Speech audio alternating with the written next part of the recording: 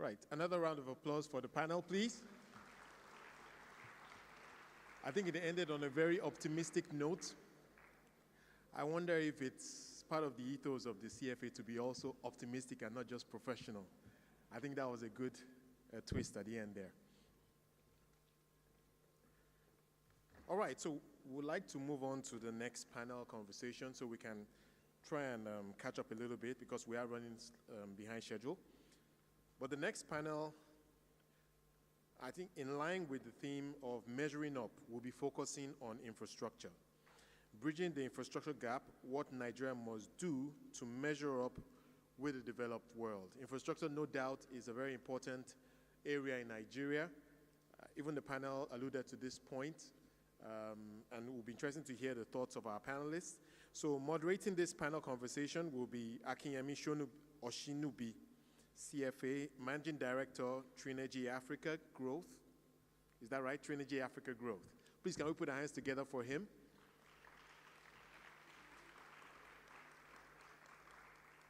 All right. I mean, I added the CFA designation, but I wonder if I do that for everyone, we'll probably have to extend the event today. But joining Yemi for the panel is Oliver Andrews, Executive Director and Chief Investment Officer at the Africa Finance Corporation. Please put your hands together with a generous applause as he comes and as others come as well. Also on the panel will be Estienne Laure, Country Manager for Nigeria at the International Finance Corporation. Very much investors in infrastructure, so it'll be great to hear our thoughts. We also have Bolaji Balogun, CEO of Chapel Hill Denham and Chief Investment Officer of the Nigeria Infrastructure Debt Fund.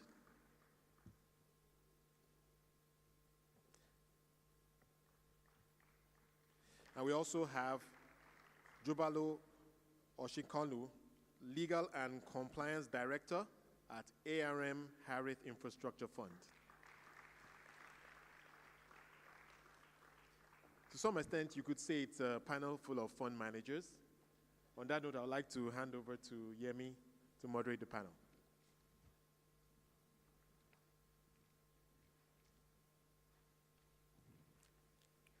Thank you, Wale. Now, the panel's title is Bridging the Infrastructure Gap. How does Nigeria measure up, and how can we sort of up the metrics so that we deliver the benefits of infrastructure delivery to the country, benefits to its citizens? I will start, open up this panel with a question to Mr. Oliver Andrew to give your views on the infrastructure deficit in Nigeria. The AFC has done work across Africa. Where do you think, in spite of all the documented situation of the infrastructure gaps, what do you think we're doing wrong, and how can we, and what's happening in other regions where you are active?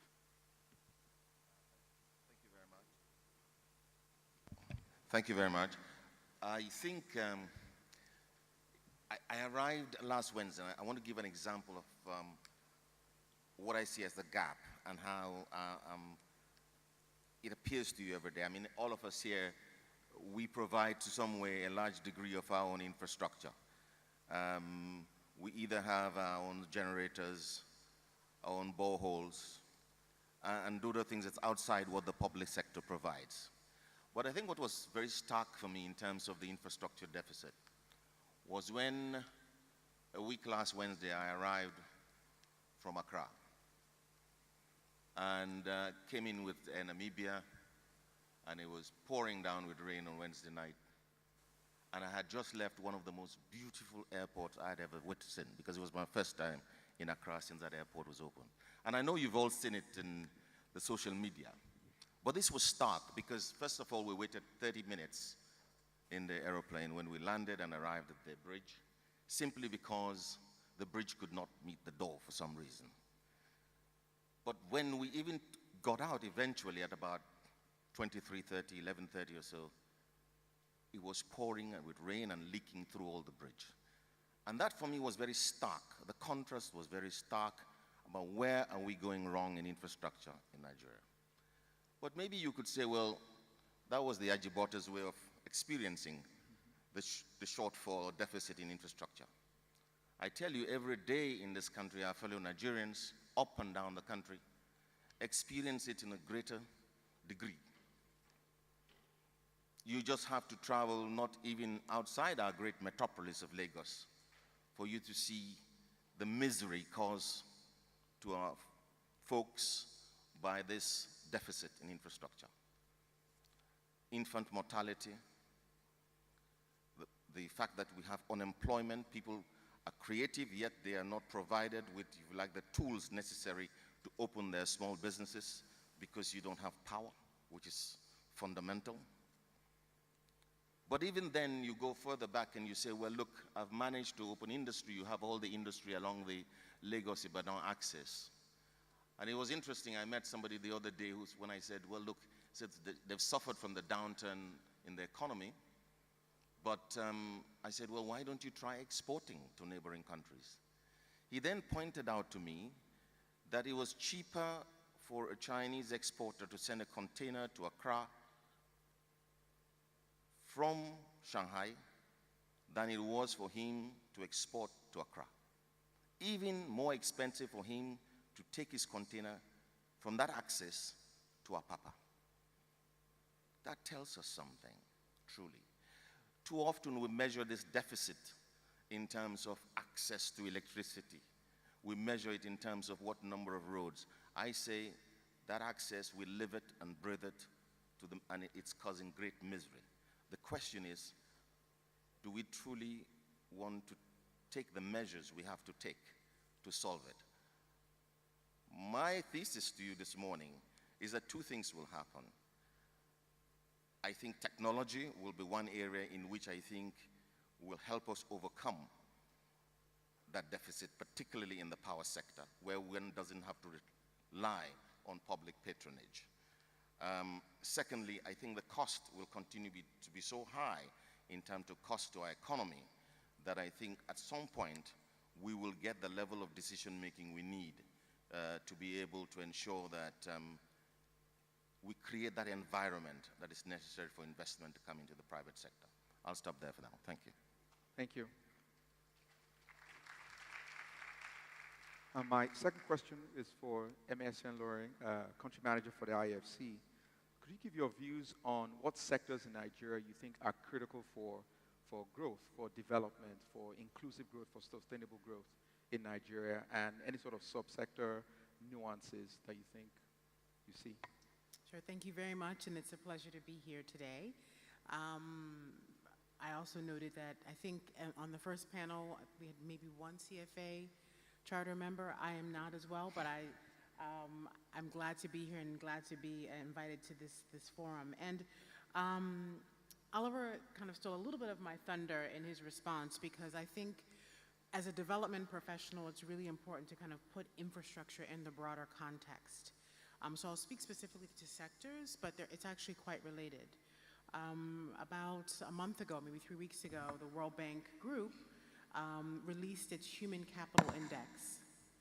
Now, this is the first time we've done something like this, and basically what it does is it measures a country's ability to be able to have their citizens be productive, be healthy, productive, and to actually contribute to the growth of the economy. Nigeria is 152 out of 157 countries globally.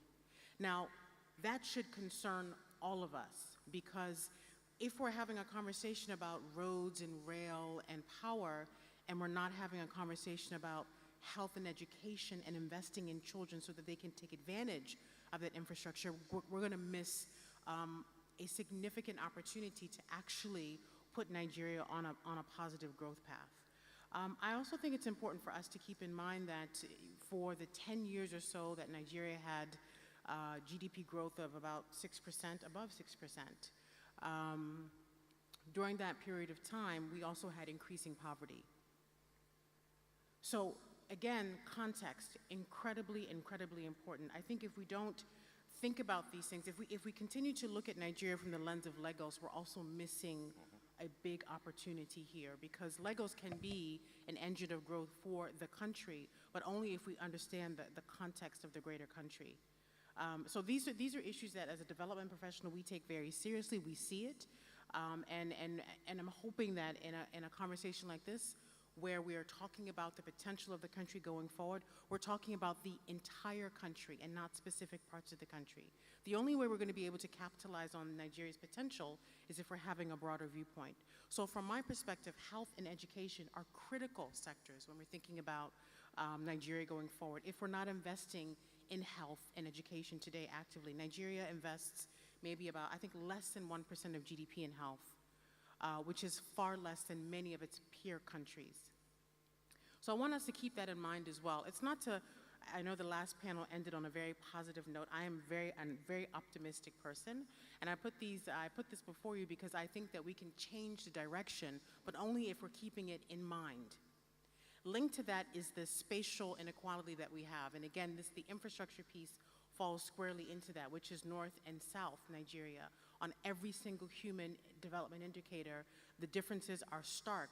We have to be able to have a consensus view around the country's development and not have it be focused on certain areas. So we need to keep these things in mind in order for Nigeria to really get to a place where I heard some very optimistic views on GDP per capita. That only matters if it's spread more equitably. If it's concentrated in certain parts of the country, then it doesn't matter as much in terms of the country's development. But I want to focus a little bit on something that was focused on in the last panel around this question of trust and why it links very clearly into the infrastructure question and what Nigeria needs to do to capitalize and to address this infrastructure deficit. At the end of the day, again, we can bandy about a lot of figures around what the deficit is. It's a huge deficit, whether it be power, roads, rail, you name it. There's an incredible need for additional infrastructure investment in Nigeria. And when there's a need, investors like IFC and other investors want to actually put their money to work. So Nigeria, for us, remains a very important country when we think about the infrastructure potential, and we want to direct capital there. But in order to make that happen, this question of trust actually becomes very, very important. Because ultimately, as much as we would like to take government out of the picture, they are very much in the picture for certain things. And so when we start to see more, more trust between the private sector and government around executing projects, I think then we will see much more investment come into the infrastructure space. So you sign an agreement, you sign a contract, you deliver on it. You don't 2 or 3 years later decide, oh, we don't like it anymore, so we're just gonna pay you off. As an investor, the signaling is very poor. So we wanna see more and more of that commitment to long-term investment. Infrastructure investment is by nature long-term. It's not 3 or 5 years, it has much longer time horizon. And the only way to do that effectively is if an investor has confidence in the policy environment. So we've seen a lot of improvement in that direction. So the trend is positive, certainly, but I think we could go even further in terms of really developing that trust.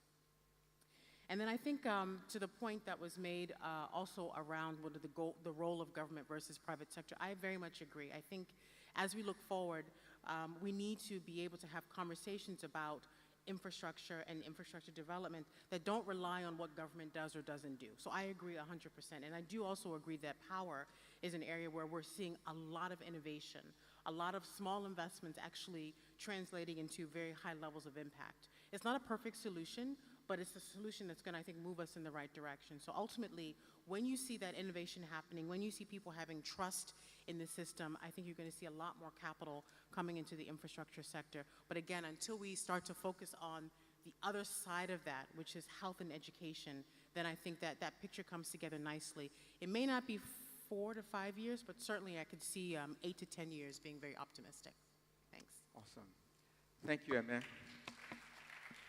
And thanks for highlighting the need for both social and hard infrastructure. When we think about infrastructure and the deficit, we normally just go to the road and rails, and thanks for highlighting that.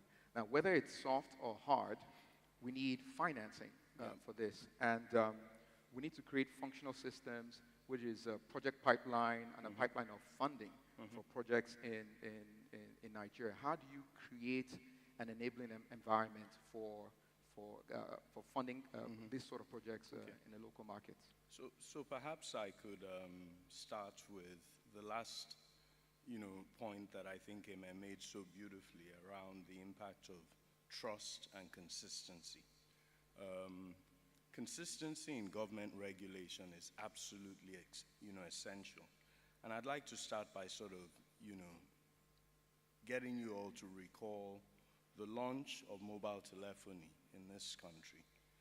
I sat in an auction room in January of 2001, and I won one of, 3 licenses that was issued at that time. We had a regulator in the industry who started off wanting to place curbs on tariffing. I led the industry conversation with the regulator at the time, essentially to get the regulator to understand that when you only had 460,000 lines in a country, it didn't matter what the tariff was. Competition ultimately would be the long-term regulator of the market. And what was more important was to allow all of the operators that had won licenses make investments in a long-term, sustainable manner, have an opportunity to get a return, and ultimately there would be sufficient capacity. It took less than 2 years for that story to come to pass. The very first thing that happened was within a month and a half of our launching networks, we dropped connection prices from 36,000 naira to 1,000 naira. Within another 6 months, seeing the slow pace at which we were connecting subscribers, again, dropped connections to 100 naira. Connections to mobile networks today are completely free. Then a 4th network operator got licensed just over 2.5 years later. And Glo introduced something called per second billing. And all of us had to develop a welcome plan for the new, entrant into the sector. The end result of that was 50 naira per minute, which was a tariff that we started off, tailed off very, very quickly.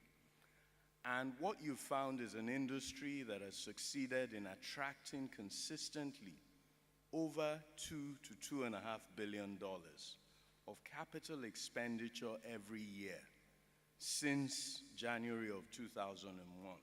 And that's the reason why you have today 162 million mobile connections in this country. So consistent regulation, I think, is absolutely important. The second message for me is the importance of local currency financing. All of the most developed economies globally that finance infrastructure, and the 24 economies that are larger than Nigeria, including some of the economies like South Africa, smaller than Nigeria, all finance their infrastructure predominantly in their local currency. Why is this important? If you fail to do so, infrastructure becomes unaffordable, first and foremost, and you cannot add rapidly to the infrastructure stock of that country. So financing in local currency, developing large, liquid, diversified pools of capital within the economy that have the ability to invest in infrastructure is mission critical. Domestic capital markets will also come to play a very, very important role. And if you look globally, one of Aimé's, bosses at the IFC always tells this story extremely well, Jing Donghua, the IFC's treasurer, who's just about to become World Bank treasurer. There is no global economy that has succeeded successfully in financing infrastructure that hasn't developed large, diversified, very liquid domestic capital markets. And the capital markets come to play a critical role, whether through infrastructure bonds, or it's through other types of project bonds, or it's through infrastructure funds. The capital markets have an opportunity to play a critical role in that capital formation process for infrastructure. I'd also like to talk about the importance of private sector participation. And why is that important? Today, Nigeria's budget, its largest ever budget, is roughly 5.8% of our GDP. If you think about the domestic pensions, which is the largest domestic pool of capital, about 80% of those domestic pensions, maybe a bit more, are primarily financing 5.8% of the economy. Who is getting capital to the other 94%? And for all of us, it's important to recognize that the government's wallet is completely inadequate. And even worse, the government doesn't spend that wallet properly. So 65 to 67% of its annual budget is spent on recurrent expenditure, primarily salaries, and on debt service. Less than 35% of the government's wallet is actually spent on capital expenditure. And a large portion of that is, past dues to contractors, so it's not new productive infrastructure. So what the government must do is to recognize that its limited wallet, along with the government's guarantee, along with the DFI's wallet, must be used essentially to crowd in significant domestic and international pools of capital into infrastructure. Then it's important to sort of prioritize and create a handful of what I might describe as pathfinder projects. So I think there are 4 key essential areas that we have to focus on investing in. We have to invest in power. We have to invest in energy infrastructure. We have to focus investment in transportation infrastructure, and we have to invest in broadband. I like to describe broadband as the infrastructure of the youth or the infrastructure of the future. And if you target infrastructure investing into these 4 key areas, what you end up creating is something I describe as a sustainable circle of prosperity. You invest in these areas, what you end up doing is you catalyze investments going into agriculture, into mining, into manufacturing, into SMEs, into retail, into healthcare, into education, even into security. And what all of those investments end up doing is they create jobs. And what those jobs end up doing is they increase savings, they increase pensions, they increase financial as well as digital inclusion. Then ultimately, they increase demand for housing. And that ultimately is what in the long term will create a prosperous, sustainable economy in this country. Thank you.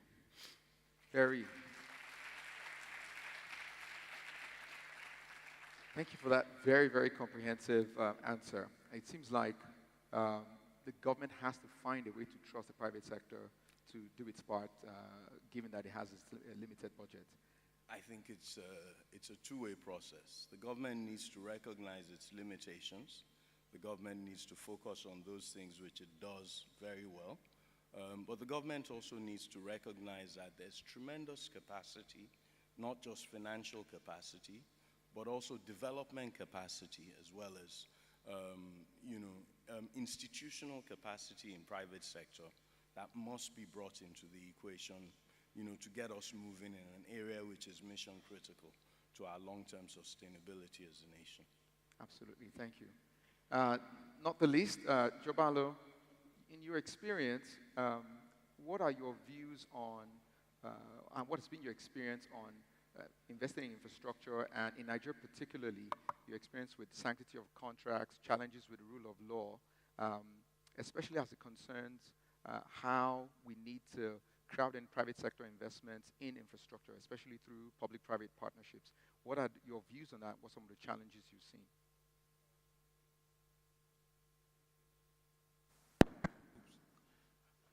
Thank you, Yemi. I think, apart from the difficulty of being the last speaker in that the previous speakers have said a lot there is to say on the subject. Part of the advantage is that you can simply piggyback on what most of them have said and just try to provide a bit more color to what they have said. And I think the question you've asked me sort of helps in doing that. Now, in terms of how you can, talking about how infrastructure investment can be improved, especially how you can give investors more comfort. And in terms of our experience, to put things in context, I work for the fund managers of the ARM Harriet Infrastructure Fund. I'm the legal director. I'm also investment director from a legal perspective, also looking at compliance. And we do have quite considerable experience in infrastructure. And I would give some of the examples, and I think those examples will help to provide color to some of the discussions we have been having.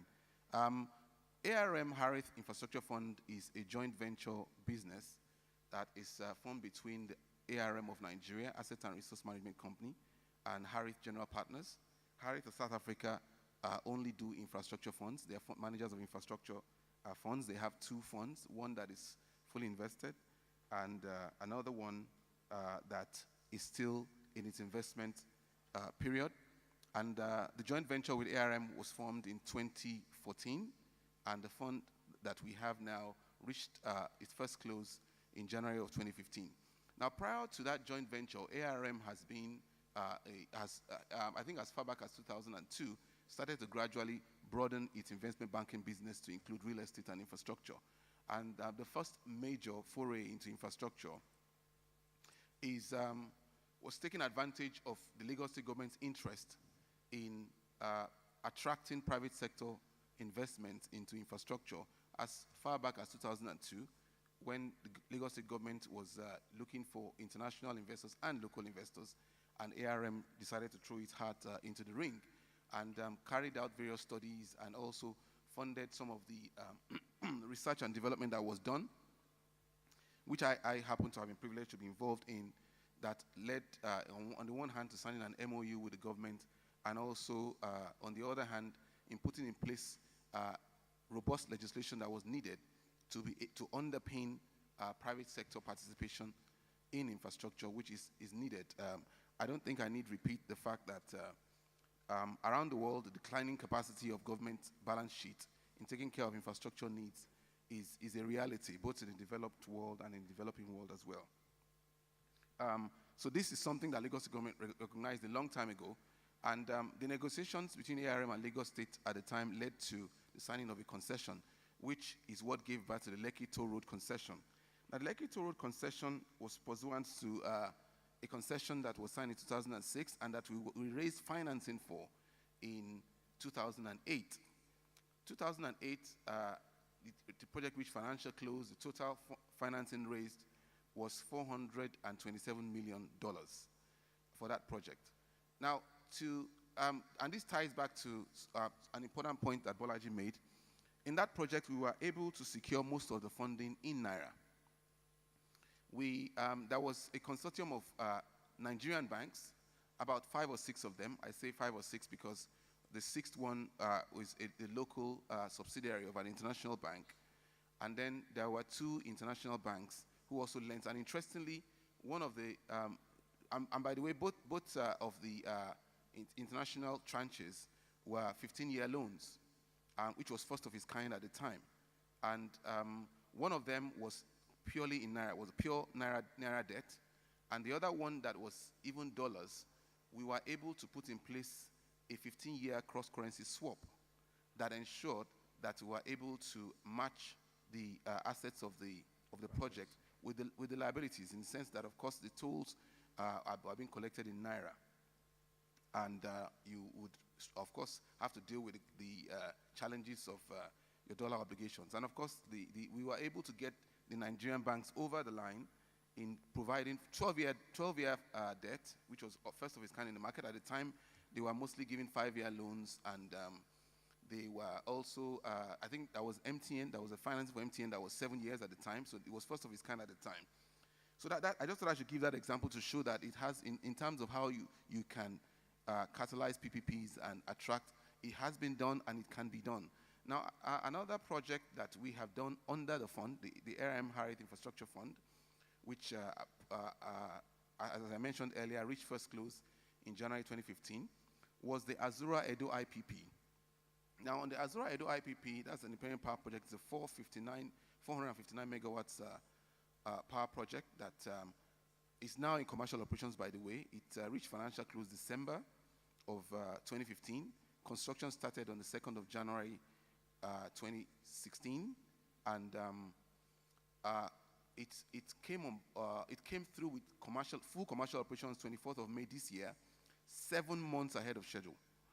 Now, I emphasize that because part of the discipline that private sector can bring to projects is the discipline of doing things the way they should be done, and also the discipline of being able to do things within budget. Now, public-private partnerships is a broad spectrum that could range anything from, excuse me, simple O&M, as an operations and maintenance contract, to full-blown privatization. And somewhere in between there, you have concessions. All of these entail obligations on both sides, that is both on the government side and the private side. And the obligations need to be fulfilled. One important characteristic of public-private partnerships, or if you might say project finance, is risk allocation. So talking about trust, you have obligations on both sides. The government needs to be able to trust the private sector to fulfill their end of the bargain. And the private sector, even in a privatization scenario, in a full-blown privatization, you will still have government needing to play a facilitator role in regulation and in other ways, in legislation and what have you. You still need regulation to be fair, to be transparent, to be apolitical. You still need an independent regulator, a regulator that is comprised of persons that are capacitated, that are resourced, that are empowered, and that administer regulation in a fair and transparent manner. So, I've mentioned the Azura. Now, one important thing I should also mention on the Azura Edo IPP is that the financing of that project, on the financing of that project, we had a roll call of virtually all of the major European DFIs. We had a total of 15 international financial institutions, including the IFC, multilaterals like the IFC and others, who were, if you would allow me to say, they were literally falling over themselves to provide financing for that project. So the question is, what did we do right?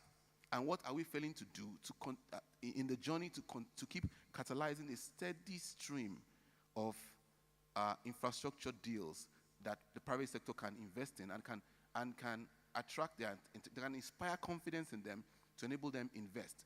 Now, you compare that project where you had 15 international banks, and by the way, you had a local tranche of the loan as well, which was arranged by FCMB, pursuant to the Power and Aviation Intervention Fund, which was in Naira, and that did help to manage some of the currency risks as well, in addition to the FX hedge that we had to put in place. Now, compare that to the first wave of the power sector privatization, which had no single international player investing in. So that already should have raised the red flag. Now, Nigeria is not a country that can be lightly ignored at all. Nigeria, we have the population, we have the potentials, we have all that it takes. In West Africa, for example, and I say West Africa because to put that in context, our fund, the ARM Harriet Infrastructure Fund, has a geographical focus for West Africa. In West Africa, Nigeria's population is approximately 50% of the population of the entire West Africa. In West Africa, Nigeria's GDP is approximately 70% of GDP of the entire West Africa. So when Nigeria sneezes, the entire West Africa catches a cold. So you cannot want to come to do business in West Africa and ignore Nigeria. So Nigeria is a market that is seriously watched by international investors. There's a lot of interest, but unfortunately, it's a wait and see. We, in our fund, for example, one of the things that we were proud about, we have a very healthy and robust pipeline of deals. But we found out that in the last few years, so many deals in the pipeline, so many infrastructure projects in the pipeline, some of them Nigeria, and some of them the other West African countries. Now that is important because we are compelled both by regulation and practical reasons to focus more on Nigeria because we're a registered fund in Nigeria, and the regulations of the Securities and Exchange Commission and an indirect regulator, which is the National Pension Commission, because we have, and that is because we have pension funds that invested in our fund. They made their pension funds invested in infrastructure for the first time in our fund in 2015 in Nigeria. So we are compelled to invest a minimum of 60% of our fund in Nigeria. Now we have by far more projects in our deal pipeline for Nigeria than the rest of West Africa. But you know what has happened over time? I was just having a conversation with Andrew Ali, the former CEO of the AFC, and I was saying that over the last few years, virtually all of our Nigerian deals have just gradually gotten cold on us. And we have more warm deals. So now, we use warm deals and cold deals as terminology that we use to distinguish between warm deals being deals that are making steady progress and are at advanced stages of negotiation and development in the progress of financial close, and the cold ones being deals that not much is happening and is moving extremely slowly, and we do not have a clear line of sight to financial close. We are gradually seeing that a lot of our Nigerian projects have just been getting colder and colder, and we've been looking more outside Nigeria. We invested in a power plant in Ghana. It's a 200 megawatt power plant, about half the size of Azura, even though it's better technology. It's a closed cycle power plant. It's almost like a renewable power plant in terms of emissions. So, could you bring okay, yeah, I'll round up now. So, and we're also about to do another deal yet in Ghana. Now, the question is, what are we not doing right? What are we not getting right in Nigeria? And these are some of the things that both Eme and Bolaji have talked about, as well as Oliver of the AFC. Now, we need to do a better job of inspiring investor confidence. The reality is that we need to understand in Nigeria is that Nigeria is just part of a global ecosystem of investment opportunities. Investors have a choice to go elsewhere. They do not have to come to Nigeria. When Nigeria is in competition, you see, infrastructure investing for the private sector is international business. The kinds of capital, now it will take time. Bolaji rightly mentioned the fact that we need to be able to eventually do more of financing projects using funding from Nigeria. And the Nigerian pension funds, for example, are an important stakeholder community that should eventually get more and more comfortable. And of course, the government should do more to get them more comfortable to provide the sort of protections that they need to be able to invest in infrastructure. So we need to do better inspiring confidence. We need to improve clarity and consistency in policy, because clarity and consistency translates to predictability. Predictability is almost synonymous to perception of low risk. Investors can invest more. You need to provide incentives. Don't be afraid of providing guarantees. It's not every single project eventually will get guarantees, but you need to use these incentives to eventually catalyze a steady stream of projects that will give investors the confidence to know that, okay, there is a track record of delivering infrastructure deals. Now, in an uncanny way, you need to also, now, PPPs is just a second route to delivering infrastructure. There is a traditional procurement route. Now, the contractors that work for you, early this year, when the Minister for Works was briefing the Federal House of Representatives, he mentioned that about 2.7 trillion naira was being owed to contractors who have been building federal roads over the years. And this is not only the current administration. Now, when investors are looking to invest in Nigeria, that sort of information is a red flag for them. It means they will ask for more and more guarantees. So these are the things. So you even need to pay better attention to your local country, your own directly procured contractors, so that the private sector investors can get more confidence. So these are the things that. So in general, I would basically summarize by saying that the government and the entire country needs to try to understand investor behavior and the factors that drive investment in infrastructure better, so that we can do a better job of inspiring confidence. Okay. Thank you. Thank you. Thank you, Jobalo. We'll have a lightning round. We have just a little bit of time left. What would you say, Oliver, would be 2-3 things you think we can emulate from other African countries who are doing well in infrastructure delivery? Just 2 or 3 things on your mind. The sanctity of contracts, I think, will be top of my agenda.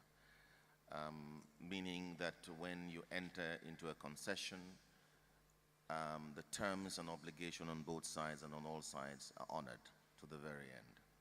That, I think, is, would be top. The holy grail in terms for actually, if you look at the financing aspect of it, must be actually the way we try to get local capital markets involved, trying to find ways in which we actually make investments in infrastructure in local currency. I think there's some ideas coming through, and we hope within the next 12 months anyway, there will be the appropriate type of local funding that can be available so that in the quantum that we need for the opportunities that we see in Nigeria. But I come back to my original point. We know there's the deficit. We know that we see this wall of liquidity, be it outside or within Nigeria. The fact of the matter is, unless we create that environment, unless we actually begin to have an honest conversations amongst ourselves, and the omens are not good when you look at what's happened in the power sector. Whatever you may want to say, there were investors that went in there with hundreds of millions of dollars, and today we know that they've got past due obligations. In nearly all of those, they're not making the returns they envisage because the conditions under which they made their investments have changed. And I think we need to address that. That's the centrality of the question here. The issue of local funding, I mean, Tijan Chamd, I think, summed it well when he made a speech last year saying, making infrastructure investments in Africa in foreign exchange is just stupid. I mean, it's just silly. So we all are working towards that. You will find that AFC, together with colleagues in other DFIs, are going to try and address that fact very soon. And we hope to do that. I must say, in all of this, though, I mean, we can paint a dark picture, and it shouldn't be all dark, because there is something happening here in our metropolis. I actually say it's the eighth wonder of the world happening right here in Lagos. Please go and see, if you have some time, go up the Lekki-Ekpeju axis, and you see what's happening there in terms of infrastructure development. For any potential financier, budding infrastructure developer, engineer, investor, whatever, take a Saturday afternoon or Sunday afternoon and drive up to that axis, and then you see what is happening with respect to the new port that's being built in Lekki, with respect to the refinery that the Dangote Group is putting up and the fertilizer plant, and you just see the development of that axis. Now, that gives me hope. It gives me hope because I say to you all that there's going to come a time soon when really we will do these kind of projects and the role of government will be minimized. And that gives me hope, because that, if that happens, why do I say that?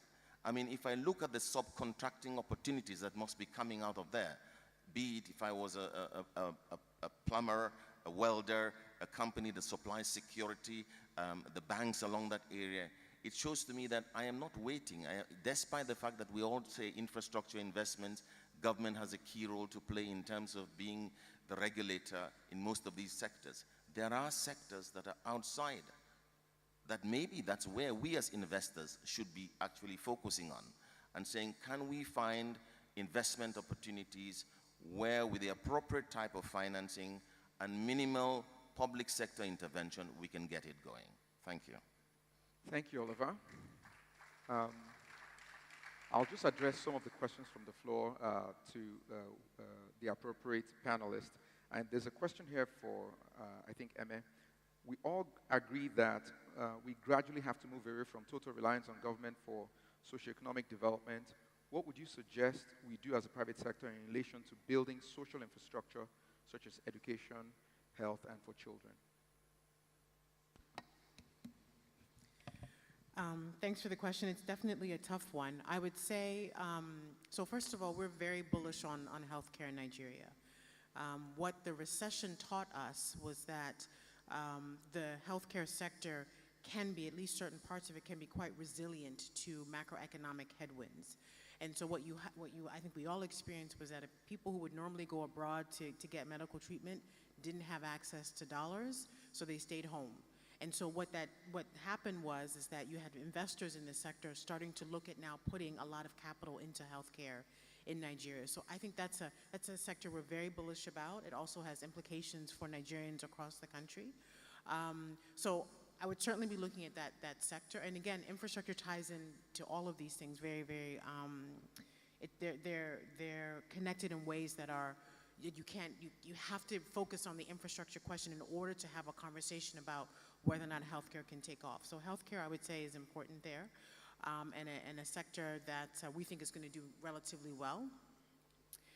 In education, it's a little bit tougher as well because obviously this is a social space, public good space, and so the areas for the private sector to get involved are few and far between, but they do exist.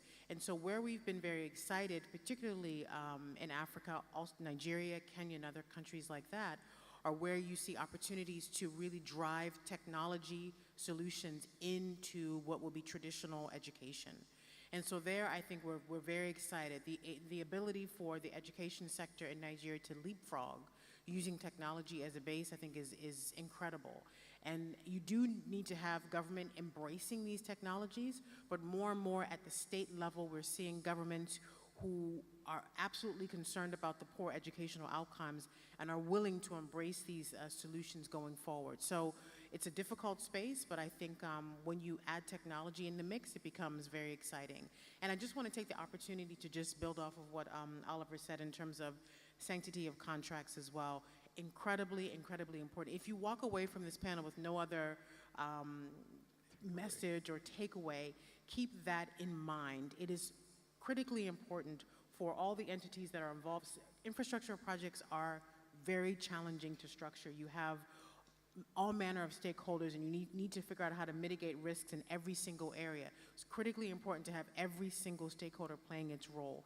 Sanctity of contracts, contract enforcement, all of these things are critically important. So if you walk away with no other takeaway, keep that in mind. We don't care who's in government. It is irrelevant. It should be completely irrelevant who is sitting in Abuja. What matters is that they've taken those contracts and then they've lived up to the obligations of previous administrations and then they passed it on to the next one. So that's a very, very important concept. I hope we walk away understanding how important that is. Thanks. Thank you, Ame. And I'll just address the last one, or second to last. Two questions actually to Bolaji. And the first one is about how can we deepen the capital markets to trust that they will recover their investments when it's channeled into development of the infrastructure deficiency. And related to that,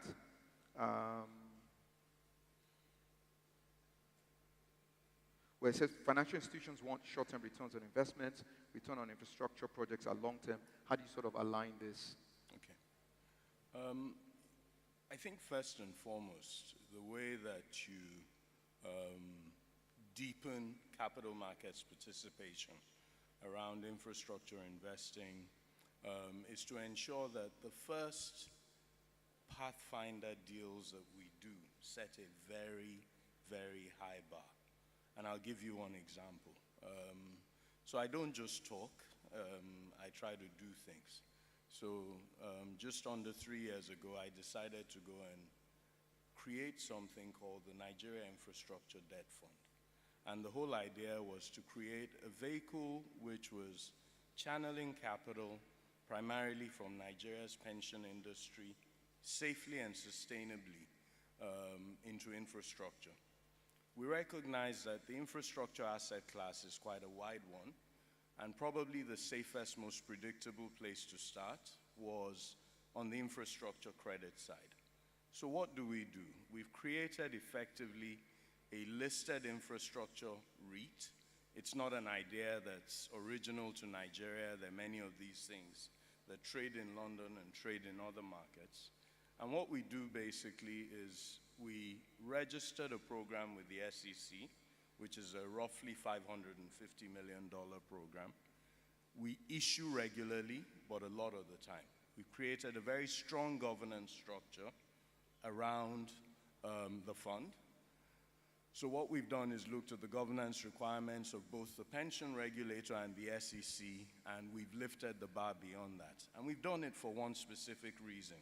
We've done it so that if anyone else, and Nigerians are very good at copying things, enters the segment and wants to copy us, they will have to lift the bar very, very high to be comparable. We raise money 3-4 times a year from pension fund managers. Today, we've been able to attract 18 of Nigeria's pension funds. The Sovereign Wealth Fund has invested. Nigeria's Sovereign Wealth Fund has not been mandated to invest in Naira, but this is the first exception that they have made and invested in local currency with us.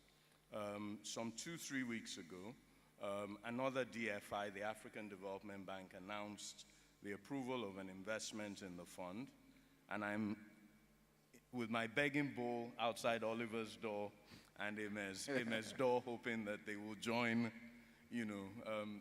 this interesting and compelling story soon. We provide 10 to 15-year local currency finance into infrastructure projects. We're the only source of 10 to 15-year Naira in Nigeria today. The banks may have done that when they did LCC, but all those banks have disappeared.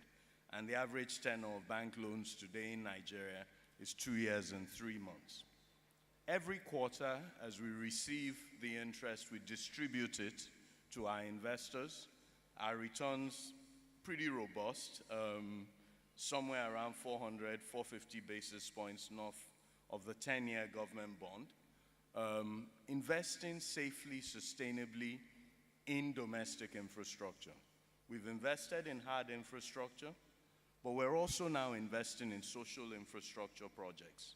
And Ime highlighted the incredible opportunity that exists in healthcare, but there's an even more interesting opportunity around education, which is not only tied to technology, but is available around what we call energizing education, which is providing power to university campuses and schools across Nigeria, but also more importantly, there are tremendous opportunities around student housing, which is a tremendous area. And what you do essentially is to address a significant element of the educational challenge in Nigeria, and hopefully that frees up capacity for the universities to go and spend their money on other things. Thank you very much. Our time is up. We've heard sanctity of contract, solid legal frameworks, local currency funding, capital markets, development so we can access longer tenure. Thank you for my panelists for such a wonderful discussion. Thank you. Could you give them a hand?